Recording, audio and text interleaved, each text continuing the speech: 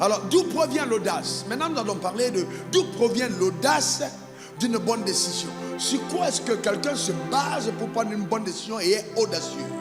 S'il y a une chose que les femmes admirent le plus chez les hommes, ce n'est pas leur poche, mais c'est leur confiance en eux. La capacité d'être un homme qui prend de bonnes décisions, d'être quelqu'un qui affronte les décisions sans trembler, ça crée de l'admiration. Ça met la femme en sécurité. Est-ce que vous savez que les ressources que Dieu a pour toi peuvent être disponibles dans les mains de quelqu'un d'autre? Ça, c'est un des plus beaux messages que tu auras entendu.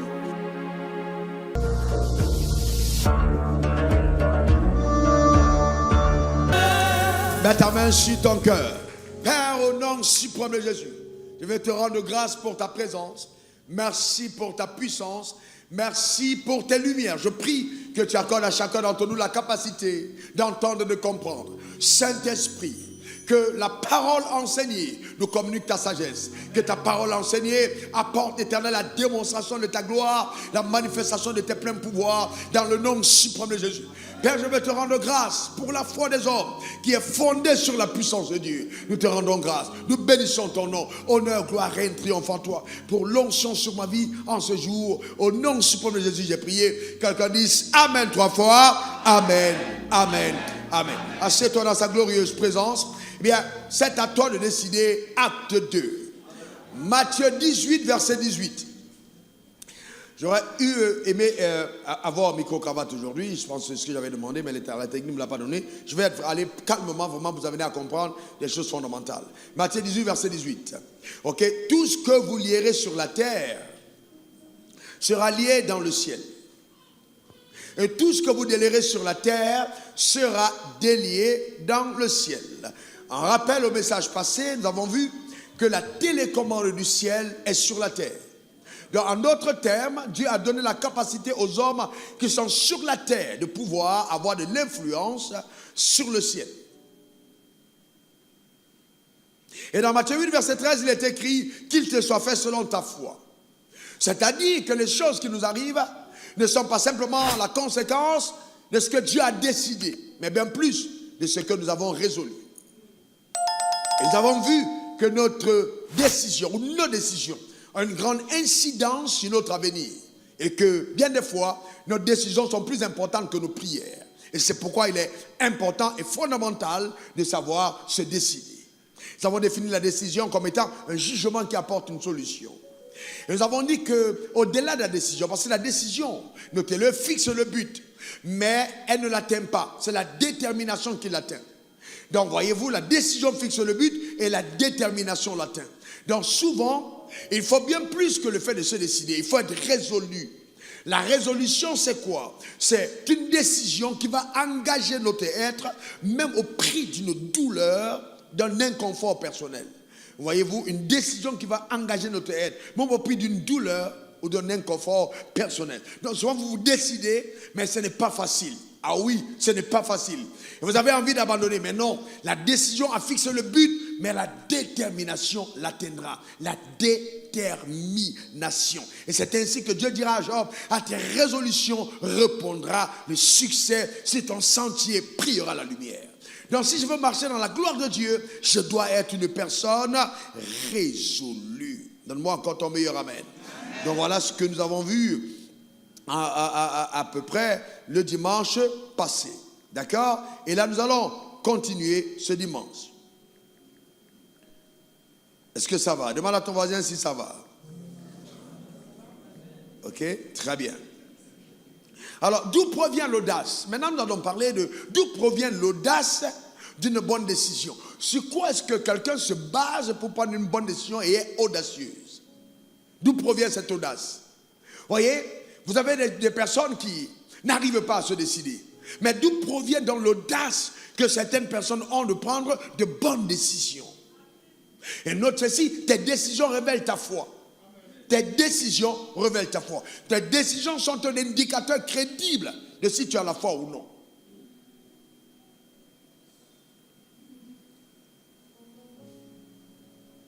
Donc si j'ai la foi, ça se voit au travers de mes décisions.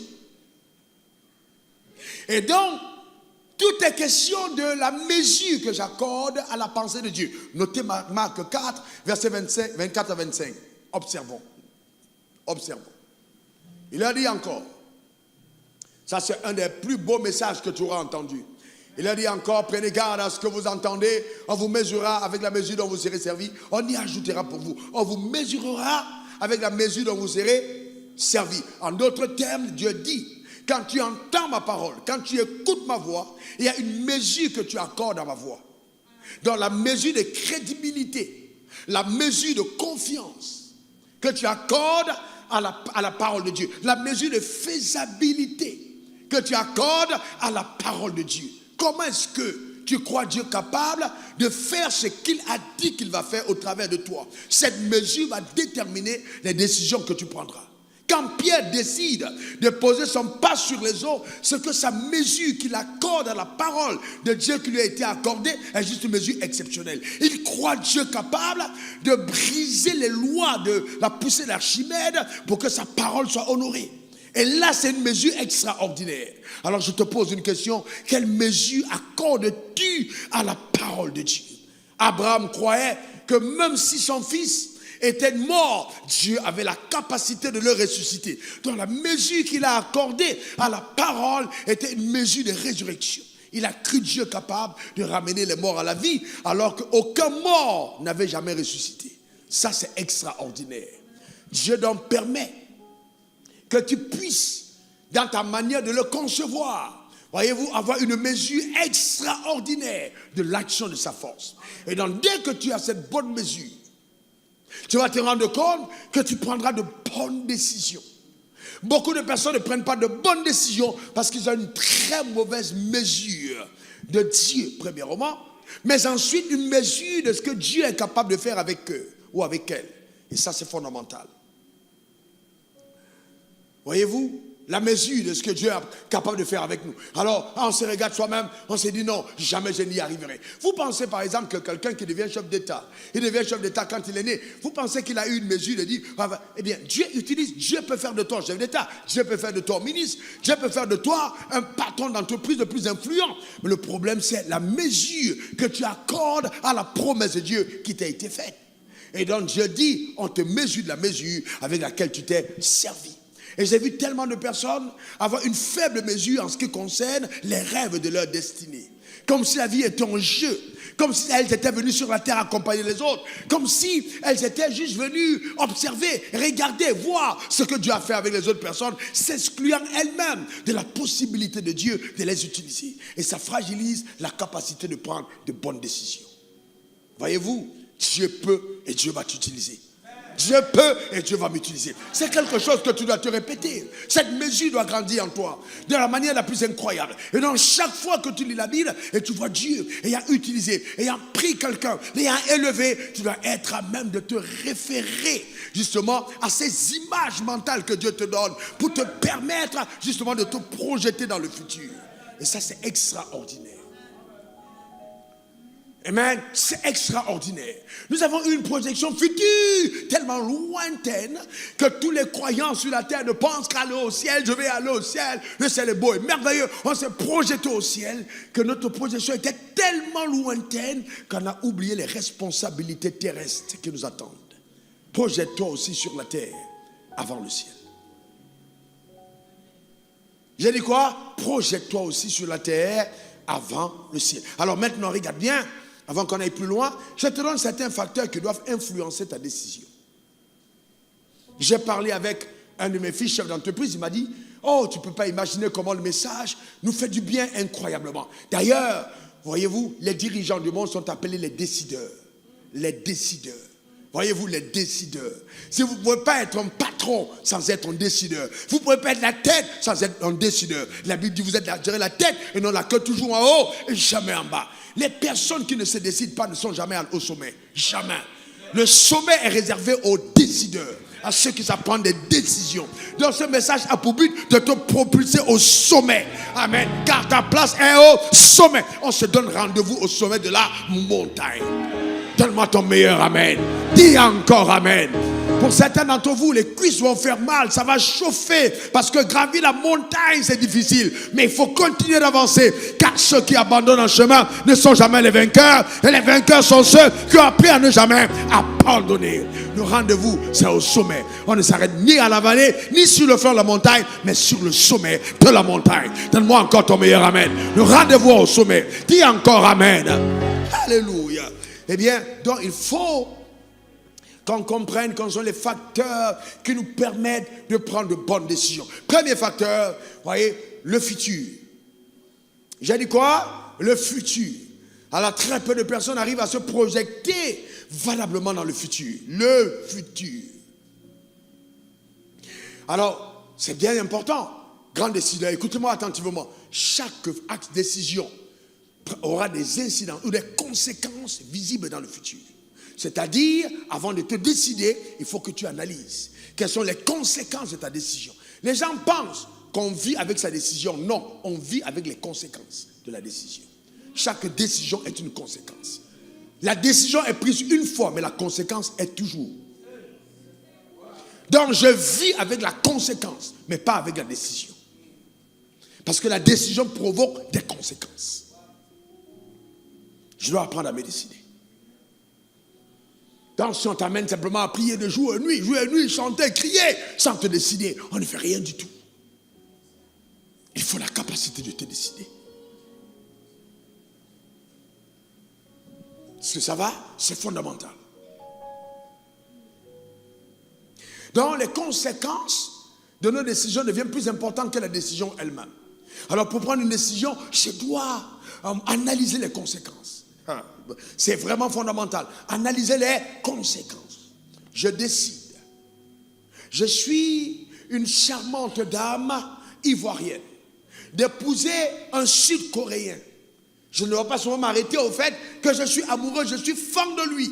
Je dois voir les conséquences de cette alliance. Dans le futur, je peux me retrouver en Corée du Sud. Donc, tant que je n'ai pas projeté les choses dans le futur, mes décisions dans le présent peuvent ne pas être bonnes. Ah ouais, j'épouse un homme croyant, il devient mon mari, mais je peux aussi comprendre qu'il peut facilement me livrer à son rituel comme sacrifice. Donc, je dois mesurer les conséquences à venir. Pas simplement, il est beau, il a le cash. Non, je dois aller plus loin. Je dois comprendre que certaines nuits, Satan va se coucher avec nous dans le même lit. Je dois être à même d'anticiper sur les conséquences des décisions présentes. Donc, analyser le futur, c'est très important. L'incidence. Même quand tu veux investir, on en parlera au mentorship, c'est très important d'analyser le futur. Et d'avoir un regard sur le futur. Regarder à quoi va ressembler le futur du domaine dans lequel tu veux investir pour voir si ça vaut la peine de te projeter dans ce domaine. C'est l'intelligence. C'est l'intelligence. Deuxième facteur, la foi. La foi. Donc quand tu vas te décider, ah ouais, il te faut la foi. Il te faut la confiance. La foi, c'est la confiance.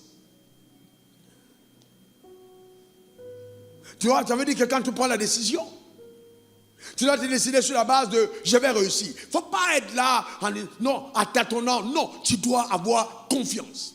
Vous savez, les gens qui font la différence sont des personnes qui ont confiance en Dieu et en elle. Tu dois avoir confiance. La confiance. Ah oui, enfin, vous savez, la confiance génère du charisme naturel.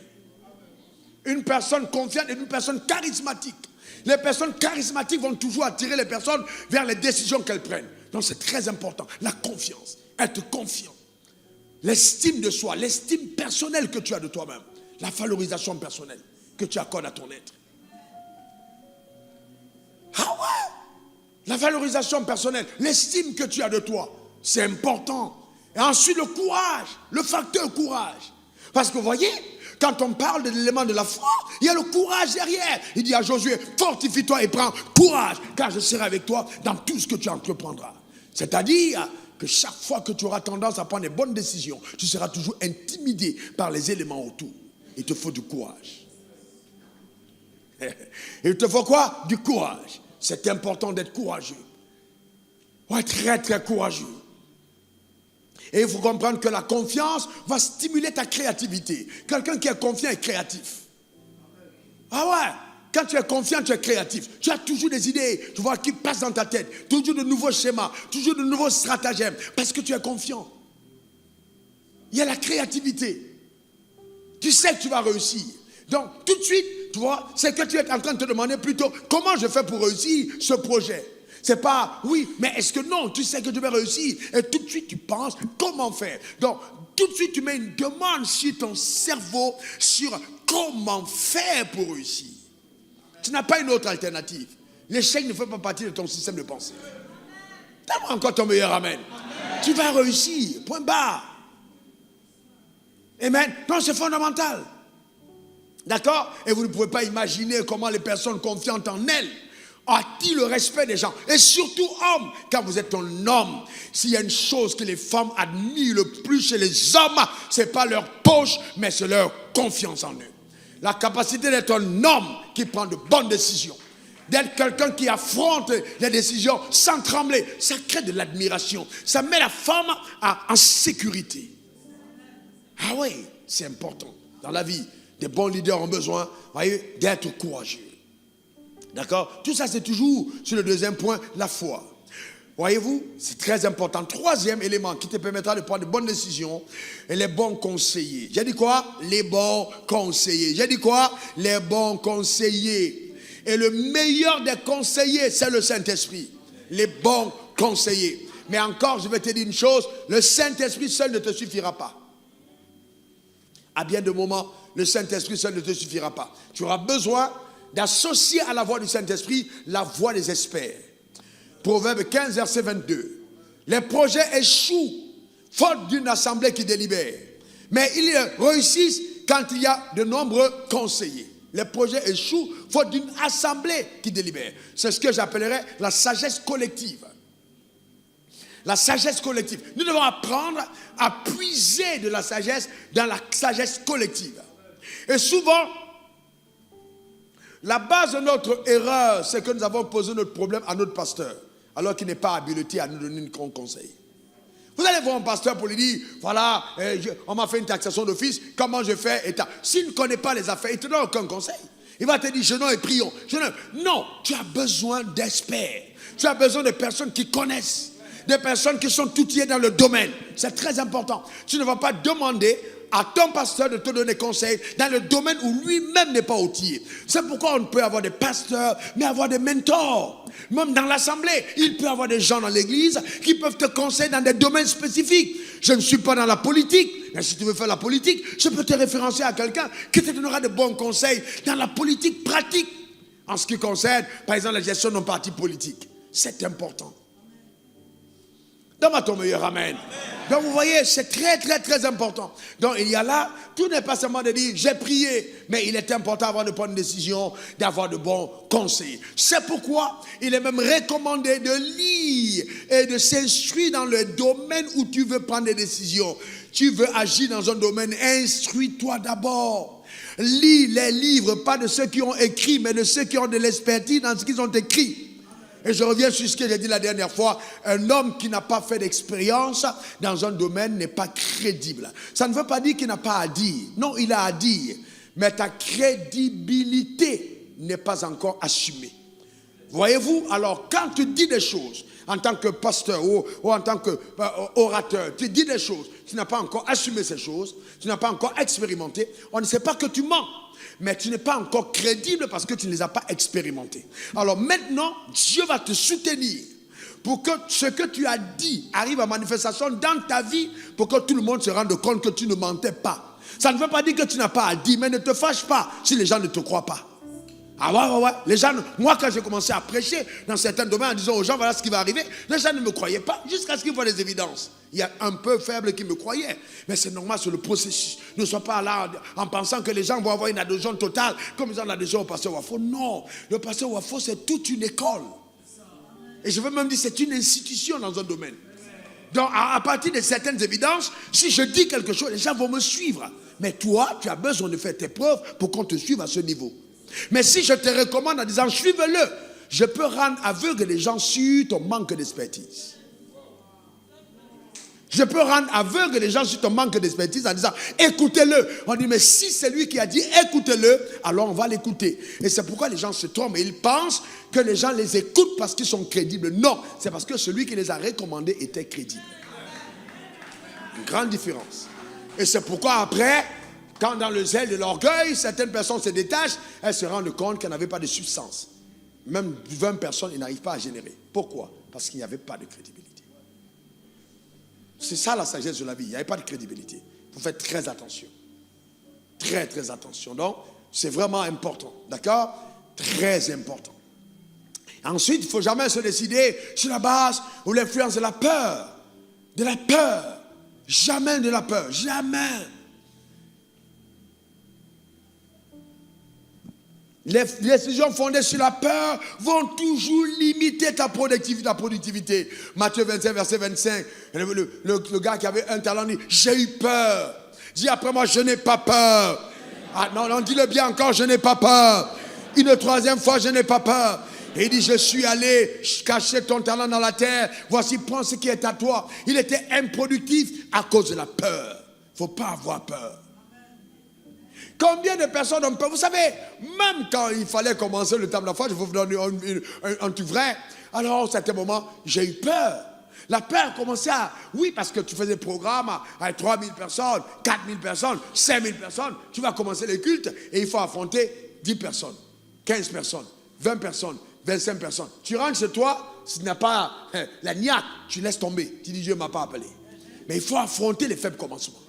C'est clair. Tout ce que Dieu fait, il faut affronter ça. Si tu n'es pas prêt à affronter ça, mon gars, tu perds ton temps, tu n'iras nulle part. Il ne faut pas avoir peur. Il ne faut pas avoir peur. Peur de commencer petit, peur de suivre le processus, peur de passer par ce chemin. Mais en tant qu'homme de foi, tu sais que dans tous les cas, ça finira par grandir. Il ne faut pas avoir peur. C'est ça. Beaucoup sont tenaillés par la peur. Ils sont assis sans action parce qu'ils ont peur. Il ne faut pas avoir peur. Job 3, verset 25 dit, ce que je crains, c'est ce qui arrive. Ce que je redoute, c'est ce qui m'atteint. Donc dans la vie, ce que tu redoutes, c'est ce qui t'arrive. Il ne faut rien redouter. Il ne faut pas avoir peur. Job 3, verset 25. Il ne faut pas avoir peur. Dis après moi, je n'ai pas peur. Encore, je n'ai pas peur. Donc c'est important de ne pas avoir peur. Ensuite, il ne faut jamais prendre des décisions dans la colère. Oh là là, la colère est très mauvaise conseillère, dit le dicton. Il ne faut jamais prendre la décision sous la colère. Oh, je suis fâché. On m'a fait ça. Ah, comme ça, comme ça. Moi, je m'en vais. Je demande le divorce. Je ne me sais pas. Je quitte. Non. La colère est dangereuse. La colère peut t'envoyer en prison. La colère. Ah non, la colère, elle peut te tourner au ridicule. Proverbe 10, verset 24. Voyez-vous, la colère est dangereuse. Hein? Très dangereuse. Éphésiens 4 plutôt, verset 26 à 27. Si vous vous mettez en colère, ne péchez point, que le soleil ne se couche point sur votre colère. Ne donnez pas accès au diable. Donc quand tu es en colère, Satan peut accéder à ta vie. Donc les décisions que tu prendras ne seront pas bonnes, parce que celui qui est derrière, c'est le diable. Ne te mets pas en colère quand tu vas te décider. Je ne parle pas de la sainte colère, mais je parle d'une colère qui vient tout droit d'un sentiment nocif. Ne te mets pas en colère. Ne décide pas sous le coup de la colère. Ah non, je vais me séparer de lui. Oh non, c'est comme ça. Si c'est comme ça, non, ne sois pas en colère. Ne prends pas de décision sur le coup de la colère. Parce que la colère aveugle. La colère rétrécit ta capacité de percevoir et de juger. La colère rétrécit ta capacité de percevoir et de juger. Ne prends pas de décision sous la colère. Un bon leader, et c'est une discipline que j'ai apprise moi-même et que je mets en pratique ces derniers temps et qui me font tellement de bien, un bon leader prend le temps avant de se décider. Tu ne décides pas simplement sur le coup des pulsions, non, tu prends le temps avant de te décider. C'est très important. Ok? C'est très important. Un bon leader prend le temps. Tu prends le temps. Tu t'assois, tu te calmes, tu réfléchis avant d'agir. Il ne faut pas agir sur le coup avant de certaines pulsions. Maintenant que j'ai introduit le panorama de ce deuxième message, allons-y dans le message en lui-même. Allons dans l'histoire du paralytique. Ça va? Vous êtes prêts? La Bible dit dans Luc 5, verset 17 à 25, un jour Jésus enseignait des pharisiens et des docteurs de la loi étaient là assis. Venus de tous les villages de la Galilée, de la Judée et de Jérusalem, et la puissance du Seigneur se manifestait par des guérisons. Et voici des gens se portaient sur un lit, un homme qui était paralytique, cherchait à le placer, cherchait à le faire entrer, à le placer sous ses regards. Comme il ne savait pas par où l'introduire, à cause de la foule, il montait sur le toit et il le descendit par une ouverture avec son lit au milieu de l'assemblée devant Jésus.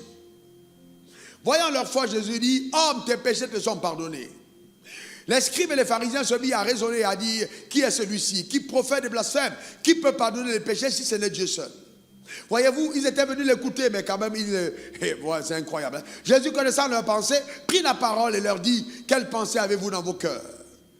Lequel est plus aisé de dire, tes péchés te sont pardonnés, ou de dire, lève-toi et marche, afin que vous sachiez que le Fils de l'homme a sur la terre le pouvoir de pardonner les péchés. Je te le donne, dit le paralytique, lève-toi, prends ton lit et va dans ta maison. » Et à l'instant, il se leva en leur présence, prit le lit sur lequel il était couché et s'en alla dans sa maison, glorifiant Dieu.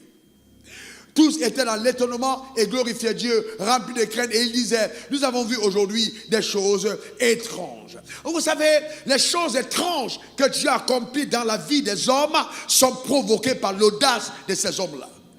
Je veux voir des choses étranges, je dois être audacieux. Je dois être audacieux. Voilà un homme.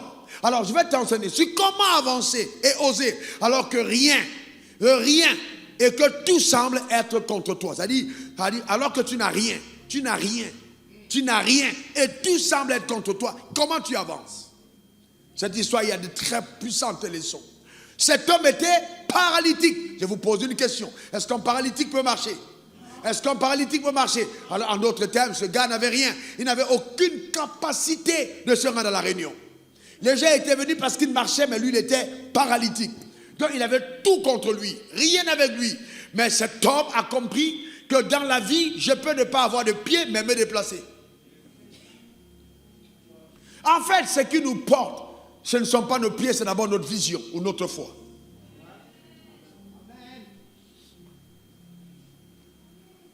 D'accord? Donc, tu peux avoir une paralysie financière. Tu n'as pas d'argent, mais tu as un projet. Eh bien, ton projet, sans argent, est capable d'aboutir. Je veux te le dire. Tu peux vouloir quelque chose sans argent et puis tu achètes sans argent. La Bible nous enseigne comment acheter sans argent. Mais on verra comment ça arrive. Est-ce que vous savez que les ressources que Dieu a pour toi peuvent être disponibles dans les mains de quelqu'un d'autre? Les ressources que Dieu a pour toi peuvent être disponibles dans les mains de quelqu'un d'autre. Ce gars n'avait pas de pieds, mais il y avait des personnes qui avaient des pieds. Et ceux qui avaient des pieds l'ont porté pour l'amener à l'endroit où il partait. Donc le tout, c'était comment faire.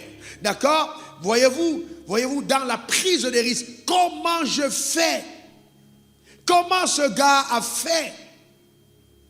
Dans sa capacité d'être convaincu et de convaincre les autres. Parce que c'est ça, un grand leader a d'abord une forte conviction. De deux, il a la capacité de convaincre.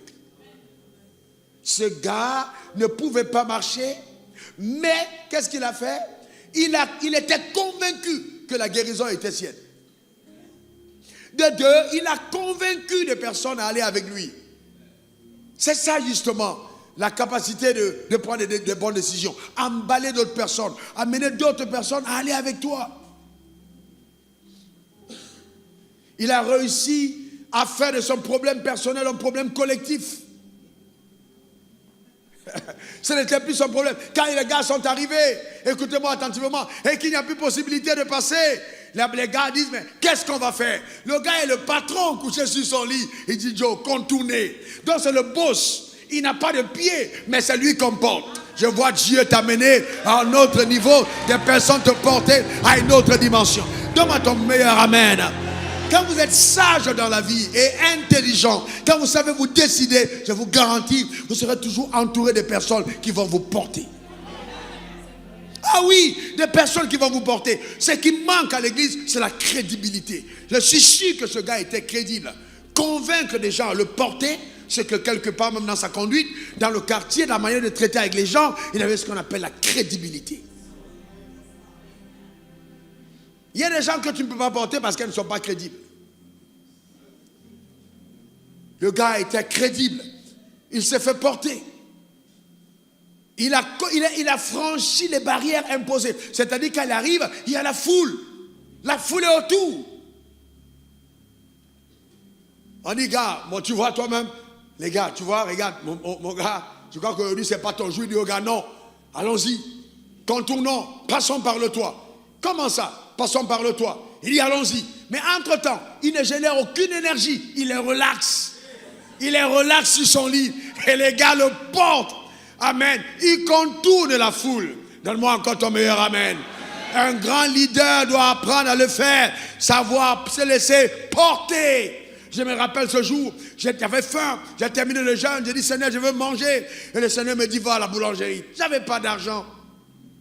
Et il me dit, va à la boulangerie. Je vais à la boulangerie, c'est une décision. Je vais à la boulangerie, j'entre, je commence à regarder les pains. Et puis quelqu'un me salue. Oh, pasteur Wafo, comment ça va? Super bien. Eh bien, qu'est-ce que tu es venu faire? Je suis venu acheter des choses. Il dit, ok, ça va, vas-y, choisis ce que tu veux, prends ce que tu veux et je paye. Est-ce que vous comprenez? C'est très important. Mais si je n'avais pas pris l'action de me déplacer vers la boulangerie sans argent, je n'aurais jamais acheté sans argent. Les gens veulent voir combien tu es convaincu toi-même, voyez-vous, par rapport à ta propre vision pour t'accompagner. Le gars a dit, faites-moi passer vers le toit. Vous savez ce que c'est? Et les gars lui disent, mais tu vas tomber ton corps, tu risques de mourir. Vous savez, il y a des moments de la vie où tu dis, mieux vaut mourir que de continuer de vivre ainsi. Et vous savez, et il a reparamétré. C'est-à-dire, il n'a pas simplement pris une décision alardeuse. Il a dit, placez-moi sous les regards de Jésus. Parce qu'il pouvait tomber derrière Jésus. Et Jésus n'allait pas voir. Donc il a lui-même regardé les paramètres en disant, faites-moi descendre là où Jésus va me voir. Il était exigeant. Les gars sont montés sur le toit. Il y a eu un repérage pour voir où Jésus était. Où était sa tête? Où était son regard? On a percé le toit. C'était apparemment une violation des règles établies par la loi. Mais ce gars s'est dit, faites passer par le toit. Si j'arrive en bas et que même, voyez-vous, Jésus ne m'a pas guéri, je rembourserai la toiture. Il était déterminé. Aujourd'hui, ça change. Aujourd'hui, je vais marcher. J'entends que Jésus fait des miracles. Je ne rentre pas chez moi sans mon miracle. Faites-moi passer que Jésus me regarde. Le vrai problème, c'est que certains d'entre vous, vous avez laissé votre miracle derrière le dos de Jésus. Sors à ta position du dos. Mets-toi dans le regard. Que Jésus regarde. Place-toi devant Jésus. Pose ce cas devant le trône. Interpelle le ciel. Tout ce que tu demandes à Dieu par le nom de Jésus, il te le donne. Jésus est prêt pour toi. Jésus est prêt pour toi. Pour tes finances, pour ton mariage, pour ta percée, pour ton élévation. Jésus est prêt pour toi. Place simplement ton problème sous ses regards. Je te garantis que ce qui est paralytique sera redressé par la puissance de Dieu au nom suprême de Jésus. Donne-moi encore ton meilleur amen. Dis encore amen. Cet homme savait prendre des risques. Cet homme savait prendre des risques. Eh bien, savait prendre des risques dans la vie. Qui ne risque rien, n'a rien. Il faut prendre des risques. Cet homme a risqué sa vie. Il pouvait tomber et casser sa colonne vertébrale. Mais il savait qu'il tombait devant celui qui est la résurrection et la vie. Et que même s'il était mort, la puissance de Dieu était capable de l'amener à la vie. La Bible dit, Jésus voyant leur foi. Pas voyant sa foi. Il a eu le temps de contaminer les autres avec sa propre foi. Chef d'entreprise, ne soyez pas le seul à rêver. Contaminez vos rêves à vos employés. Contaminez vos rêves à vos collaborateurs. Contaminez vos rêves aux gens qui sont autour de vous. Père, mère, contaminez vos rêves à vos enfants. Qu'ils rêvent comme vous. Qu'ils portent la vision avec la même perspective d'une espérance meilleure. Donne-moi encore ton meilleur amen. Dites-leur, cette entreprise réussira. Dites-leur, nous sommes les meilleurs. Dites-leur, nous sommes les champions. Dites-leur, cette entreprise va s'étendre. Dites-leur, à votre femme, ce mariage sera extraordinaire. Je t'amènerai en vacances. On ira à Nice. On ira à Cannes. On voyagera en jet. On prendra des bateaux. Parlez à vos enfants. Votre père est un champion. Les jours qui arrivent sont meilleurs. C'est ça un leader. Prenez des décisions de foi. N'ayez pas peur. Professez l'avenir. Parlez de votre devenir. Dites-le à vos enfants, Dieu est de notre côté. Dans tous les cas, parlons de cette affaire à Jésus. Vous allez voir sa gloire. La prise de risque. C'est important. Contaminez les gens tout autour. Contaminez-les avec l'audace de votre foi. Ne vous laissez pas décourager facilement. Il est arrivé. Non, il y a trop de foule. Il y a trop de foule. Oh, je ne comprends pas. Et aujourd'hui, je suis sorti. Il y a la foule. Comment je vais faire? Même les gens autour n'avaient pas pitié du paralytique. Parce que normalement, ils auraient dit, Pasteur John, laissons passer ce gars, il est malade. Vous comprenez ça? Mais ils ont refusé. Chacun a dit, je suis aussi venu pour écouter. Je suis venu chercher ma part. Ne pensez pas que dans la vie, les gens vont vous faire des cadeaux. Ah, il ne m'a pas donné, j'ai souffert, il ne m'a pas donné. Frère, on va te donner pourquoi? Chacun se cherche. Personne ne te doit rien. Ton audace et ta foi doivent t'amener à ton résultat. Personne ne te doit rien. Est-ce que tu comprends ça? Ton audace et ta foi. On ne m'a rien donné, on ne m'a pas donné ceci. Si mon pasteur avait fait ça, mon pasteur a beaucoup d'argent, il ne m'a pas donné l'argent. Tu as plus d'argent que ton pasteur. Est-ce que tu comprends ça? Ton audace, ta manière d'agir, c'est important. L'audace de la foi, c'est très important. Si on m'avait aidé, si on m'avait aidé. Toi, tu es un vieillard déjà. Si on t'a aidé, comment? Lève-toi dans ta foi. Bouge-toi. Secoue-toi. Si on t'a aidé, ça veut dire quoi?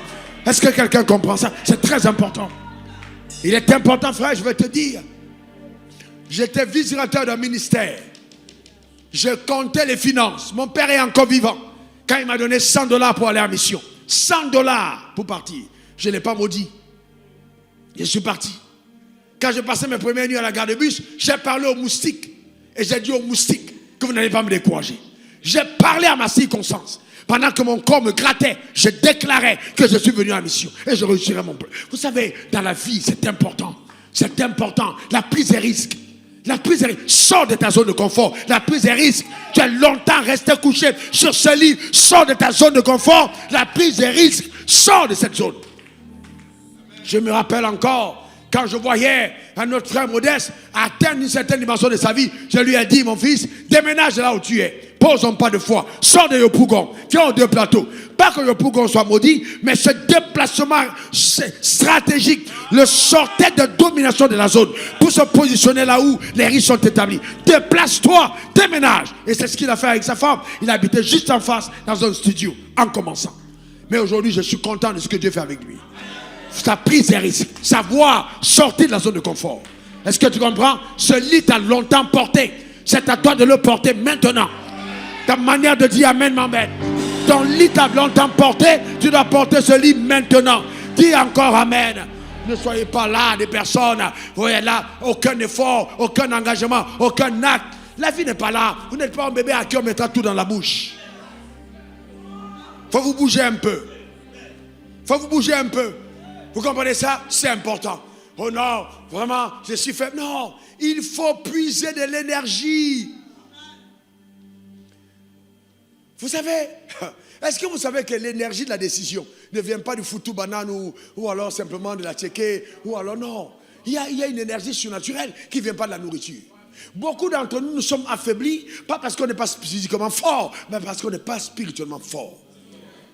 Jésus est assis, il dit, au bord du puits de Sichar, ce gars dit, mais qui t'a donné à manger? As-tu mangé? Il dit, j'ai mangé une nourriture que vous ne connaissez pas, celle de faire la volonté de mon Père. Il y a une énergie quand vous êtes déterminé dans les voies de Dieu. Une énergie divine, une énergie surnaturelle qui vous amène à un autre palier, à un autre niveau, à une autre dimension. Il y a une énergie surnaturelle qui vous amène là. Donc soyez des personnes, voyez-vous, c'est très très important, qui arrivent à dégager, à générer cette énergie surnaturelle pour une vie plus glorieuse. Dieu est plus grand que tous.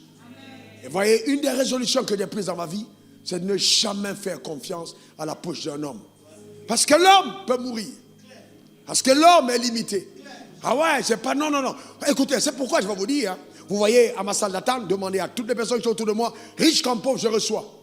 Parce que je ne calcule pas la poche des gens. Quand je regarde les gens, je vois leur avenir.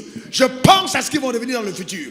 Le plus beau témoignage qui me parvient dans la vie, c'est que Dieu t'a déplacé d'un point vers un autre quand tu étais en contact avec la grâce. Et ça, j'apprécie. C'est pas combien tu as donné. Non, c'est comment est-ce que Dieu s'est donné dans ton cœur et ta vie est passée à un autre palier. C'est ça la vie. Vous comprenez ça?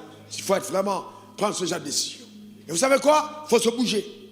Il faut se bouger. Je parle en jeune, il faut te bouger. Jésus a décidé d'être le sauveur de l'humanité avant 34 ans. À 33 ans, il a dit accompli, achevé. À 33 ans, frère, il a tout dit achevé. Il a décidé, terminé. Il ne faut pas passer ton temps là, te mormonner. Non, elle a refusé de m'épouser. Passe à autre chose. Passe à autre chose.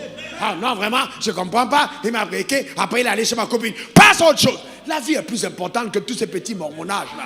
Est-ce que tu comprends de quoi je parle? Passe à autre chose. Il y a quelque chose de plus précieux, de plus puissant, de plus important qui attend ta vie. Passe à autre chose. Et je termine en te disant, ce que tu penses de toi, c'est exactement ce que tu attires.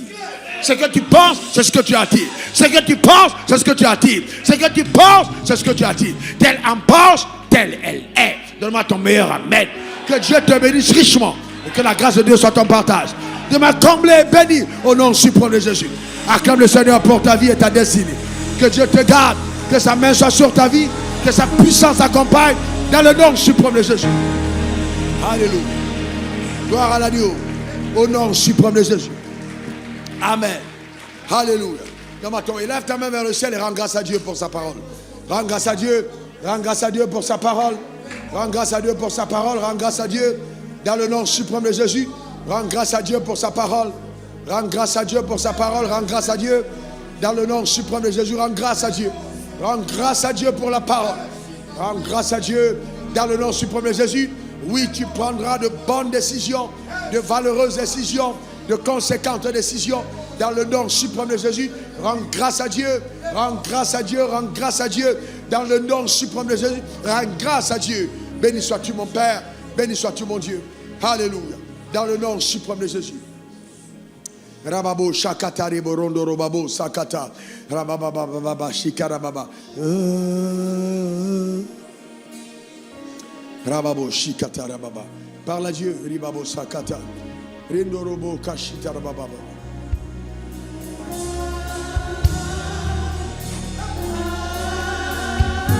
Rebo sakata rebo shakarababa. Hey, Yeshua.